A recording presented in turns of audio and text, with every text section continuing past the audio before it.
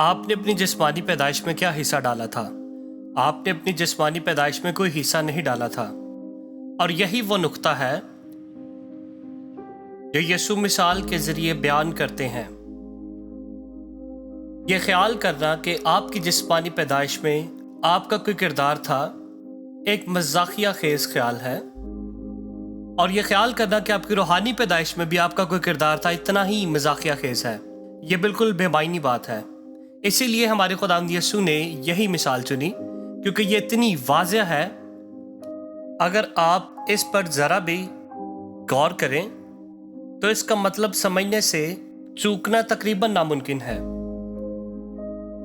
नए सिरे से पैदा होना या रूहानी तौर पर पैदा होना एक ऐसा काम है जिसमें आपका कोई किरदार नहीं होता।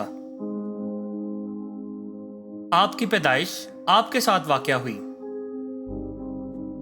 इसमें आपका कोई हिस्सा नहीं था। और नई पैदाइश के बारे में भी यही सच है। यीशु मसीह ने फरमाया कि ये खुदा का काम है, और यह मुकम्मल तौर पर खुदा ही का काम है जो फौरन ही अमाल के जरिए रास्तबाजी के तस्वुर को मिटा देता है।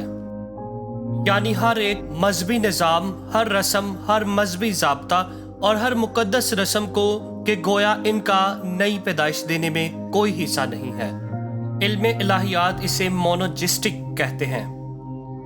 ये ऐसा काम नहीं जो आप और खुदा मिलकर करते हो, बल्कि ये सिर्फ खुदा का काम है।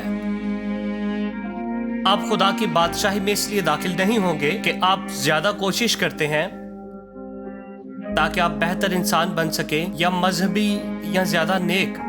खुदावंद यीशु